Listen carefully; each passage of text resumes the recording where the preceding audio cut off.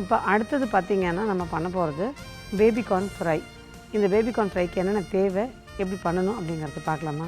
Baby corn 15, சோள மாவு 1/4 cup, மைதா மாவு 1/4 கப், உப்பு தேவையான அளவு, மிளகாய்த்தூள் 2 டீஸ்பூன், பூண்டு பற்கள் 6, இஞ்சி 1 அங்குல துண்டு 1, சோம்பு 1 டீஸ்பூன், வினிகர் 1 மேஜை கரண்டி, எண்ணெய் பொரிப்பதற்கு எண்ணெய் ஒரு கடாயில் காய போட்டிருக்கேன். இப்போ பார்த்திங்கன்னா இந்த விழுது வந்து நான் சொன்னேன் இல்லையா, இஞ்சி, பூண்டு, மிளகாத்தூள், சோம்பு, வினிகர், உப்பு இது எல்லாம் சேர்த்து அரைச்ச விழுது இது.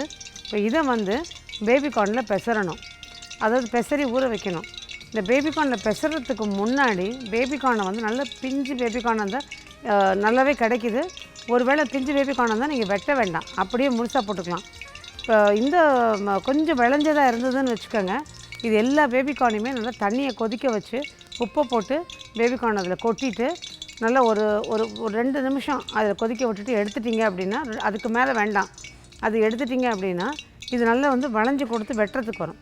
அது பச்சையாக இருக்கும்போது நீங்கள் வெட்டினீங்கன்னா உடையும். அதை விட கூட கொதிக்கிற தண்ணியில் 2 நிமிஷம் போட்டு எடுத்துகிட்டு அதுக்கப்புறம் வெட்டினீங்கன்னா அழகாக வெட்ட வரும். இந்த பெருசாக இருக்கிறதெல்லாம் வெட்டிடுங்க, சின்னதாக இருக்கிறத முழுசாக அப்படியே போட்டுருங்க. நான் பார்த்திங்கன்னா இதை நான் வந்து எல்லாம் முழுசாக நிறைய போட்டிருக்கேன். கூடவே இந்த மாதிரி கொஞ்சம் கனமாக இருக்கிறத நீள வாக்கில் நறுக்கியிருக்கேன். இது அழகாக உடையாமல் நறுக்க வந்திருக்கு பாருங்கள். இப்போது இந்த அரைச்ச விழுது இருக்குது இல்லையா, அதை வந்து இதில் பெசரிடலாம் நல்லா. அதுக்கு முன்னாடி இவ்வளோ கெட்டியாக இருந்தால் அதை கொஞ்சம் லேசாக தண்ணி ஊற்றி குழச்சிக்கலாம். இந்த குழச்சதை இது மேலே நம்ம பெசரி வச்சுக்கலாம். இப்போ இல்லைன்னா நான் இப்போ உடனே பெசரிட்டு உடனே பண்ணுறேன். ஆனால் உங்களுக்கு நேரம் இருந்ததுன்னு வச்சுக்கோங்க, இது நீங்கள் வந்து நல்லா பெசரிட்டு காலையில் நல்லா பெசரிட்டு ஒரு மணி நேரம் வெளியில் வச்சுட்டு அப்புறத்துக்கு ஃப்ரிட்ஜில் வச்சுருங்க. பொரிக்கிற போது இந்த கார்ன்ஃப்ளவரும் மைதாவும் கலந்து பொரிச்சுக்கோங்க. என்ன காரணம்னா, எல்லாத்தையும் பெசரி வச்சிங்கன்னா தண்ணி விட்டுக்கிட்டே இருக்கும். இப்போ நம்ம பெசரி வச்சோம்னா இதில் தண்ணி விடும். அதனால் அந்த தண்ணி விட்டதோட கூட நீங்கள் மைதாவையும் கார்ன்ஃப்ளவரையும் பொரிக்கும் போது கலந்தீங்கன்னு வச்சுக்கோங்க, கரெக்டாக அந்த தண்ணியை இழுத்துக்கும். அதனால் நம்ம பெசரி அப்படியே வச்சுருங்க. பொரிக்க போகிற போது மைதாவும் கார்ன்ஃப்ளவரும் போட்டு பொரிச்சுக்கோங்க.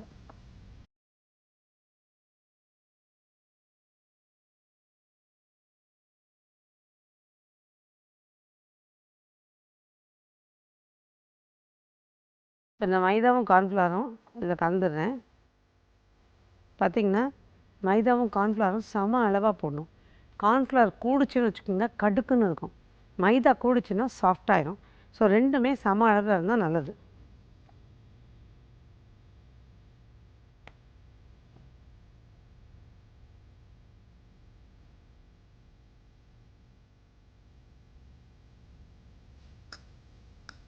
இப்போ நம்ம இது தேவைப்பட்டால் தண்ணி தெளிச்சிக்கலாம், அல்லது இந்த பெசர்னதே போதும்னு நினச்சிங்கன்னா, கரெக்டாக இருந்துச்சுன்னா அப்படியே விட்டுடலாம்.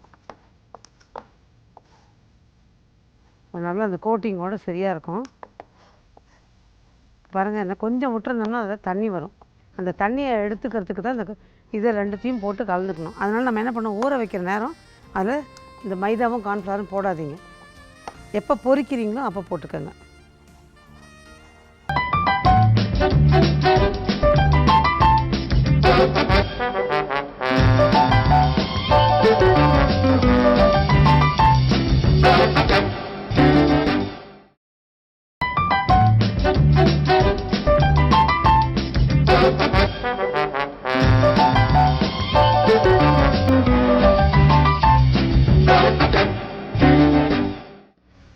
இப்போது இதில் ஒரே ஒரு விஷயம் நான் அதை பொரிச்சிக்கிட்டே சொல்கிறேன்.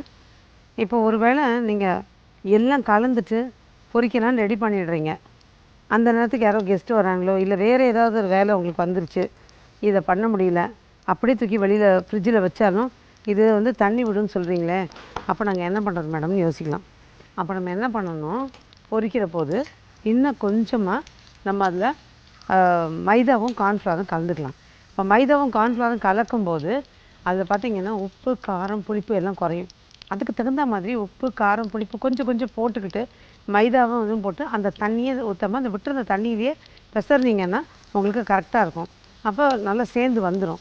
ஸோ அப்படியே இப்போ ஊற வச்சது வந்து வீணாக போகாது. அதனால் நீங்கள் இந்த மாதிரி சேர்த்து பண்ணிக்கலாம். உப்பு காரம் மட்டும் நீங்கள் செக் பண்ணிக்கோங்க. இப்போது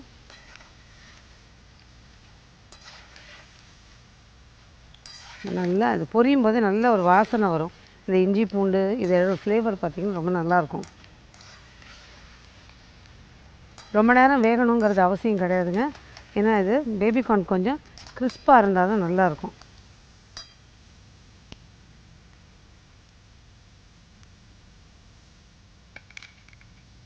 பார்த்திங்கன்னா நல்ல ஒரு சைட் டிஷ் கார குழம்புக்காகட்டும், சாம்பாருக்காகட்டும், ரசத்துக்காகட்டும், தயிர் சாதத்துக்கு எல்லாத்துக்குமே நல்ல ஒரு காம்பினேஷன் நல்லாவே இருக்கும்.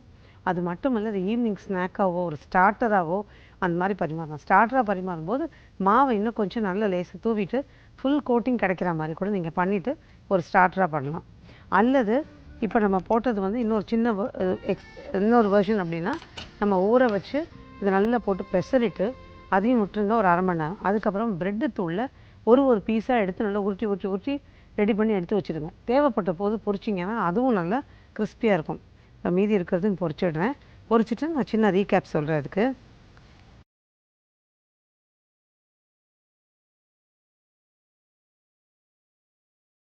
இப்போ இந்த 2வது நடை போட்டோம் இல்லையா, அது வெந்துட்டு இருக்கும்போதே இதுக்கு ஒரு சின்ன ரீகேப். பார்த்தீங்கன்னா பேபிகார்னை வந்து நல்லா கொதிக்கிற தண்ணியில் லேசாக உப்பு போட்டு 2 நிமிஷம் கொதிக்க விட்டு எடுத்து வச்சுருங்க. ஒரு மிக்சியில் கொஞ்சம் வினிகர், உப்பு, சோம்பு, இஞ்சி, பூண்டு இதெல்லாம் நல்லா விழுதாக அரைச்சிக்கோங்க. அரைச்ச விழுதை இந்த பேபிகார்ன் மேலே போட்டு பெசரிக்கிங்க. பெசரின பேபிகார்னில் பொரிக்கிறதுக்கு முன்னாடி கார்ன்ஃப்ளவரும் மைதாவும் போட்டு நல்லா பெசரிக்கிட்டு காய்கிற எண்ணெயில் பொரித்து எடுத்தீங்க அப்படின்னா பேபிகார்ன் ஃப்ரை ரெடி.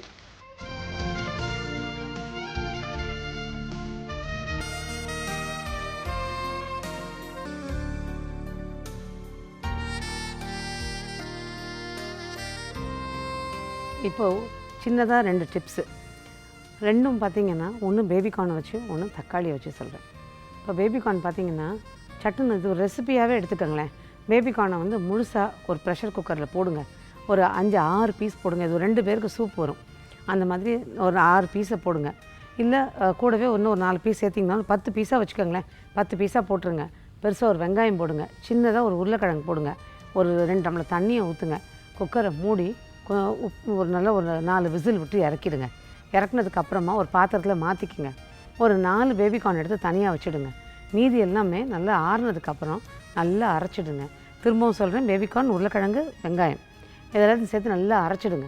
இந்த எடுத்து வச்ச பேபிகார்னை ஸ்லைஸ் பண்ண மாதிரி மெல்லிசாக வெட்டிடுங்க. வெட்டிட்டு இந்த அரைச்சி வச்சுருக்க விழுதோடு தூக்கி அதையும் போட்டுருங்க. ஒரு கொஞ்சமாக வெண்ணெயை காய வச்சு அந்த வெண்ணெய் லேசாக உருக்கும்போது 1 டீஸ்பூன் அளவுக்கு 1 டீஸ்பூன் வெண்ணெயை உருக்குங்க. அதில் ஒரு 4-5 பல்லு பூண்டை பொடியை நறுக்கி அதில் போட்டுருங்க. போட்டு அதை நல்லா வதக்கிட்டு 1 டீஸ்பூன் மைதாவை போடுங்க.